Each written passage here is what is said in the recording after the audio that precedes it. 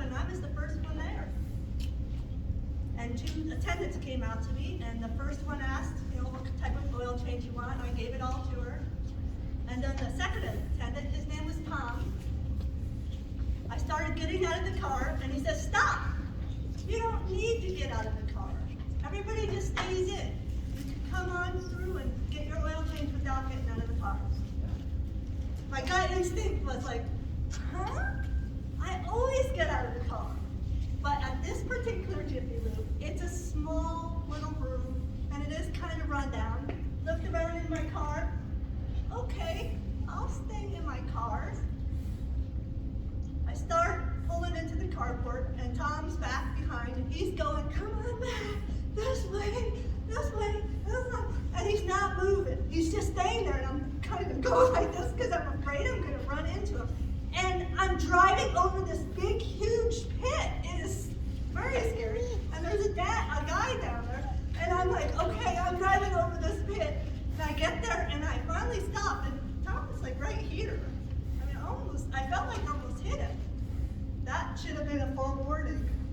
I looked, and in 2022, there was a survey of 2,000 people, and 70% of those people say they always follow their gut instinct. And 35% of them say they even get that queasiness that I was feeling. But actually, the oil change was fast. They were almost done. The attendant comes up and tells me how much it is, and I was like, oh wait, my husband wants you to check the air filter and check the cabin air filter. So Tom comes around, and he gets in and he sits next to me. And my car is one of those you actually have to take out the glove compartment box to get to the air filter. So he does this, he pulls it out, he gets to the air filter, he starts pulling it, and he stops. He says, oh, looks like there's something in there. And I'm like sitting in the passenger seat, what's in there? So he starts pulling it out, he's pulling it out, he gets it out, and he's holding it, and it's actually, the air filter's flat, but on top of it was a big mound of gray, cottony material. He says, looks like you've got a mouse nest.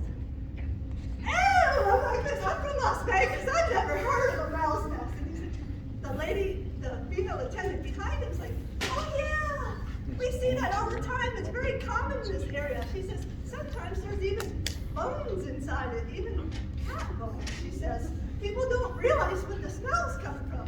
I'm just like,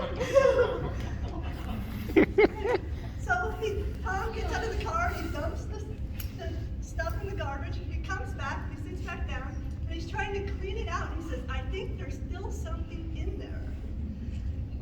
And he says to me, he's like, well, why don't you turn on the fan, get the fan going? Well, in the car, I'm not really new to it. I'm like going like this, I'm trying to find the air conditioner. I turn on the fan, and then, all this gray stuff goes all over me. And I jump in my seat. The hair on the back of my neck's all sticking up. I'm like this, And he looks over at me, Tom looks over at me, and he's got this big cat-like smile on his face. He thought it was funny. I'm like shaking in my car. Well, as the fan was turned on, it was making this rattling kind of sound. So he's trying to dig it out. He says, I turn it off. And he says, I think I'm gonna get a vacuum or a air compressor and try to blow it out. So he leaves. As soon as he shuts the door, what happens? All of a sudden I hear this stuff, and out comes a mouse. It falls out. It falls to my floor. Now I'm holding this mouse. It was a real mouse. I'm just so afraid of mice. I'm afraid to even hold a toy mouse, so I'm using this as my prop. I screamed. I'm like, and I'm trying to lift my feet up, but the steering wheel was in the way. So then I started to go out the car door, and I'm like, I'm over a bit, because I had a scare. I'm afraid of heights. So I was dealing with it. And then I stopped, and I thought, my husband, I'm trying to calm myself down. My husband says, mice don't have bladders. Whenever they walk around, they're peeing the whole time. So I'm trying to calm myself down because I don't want to pee on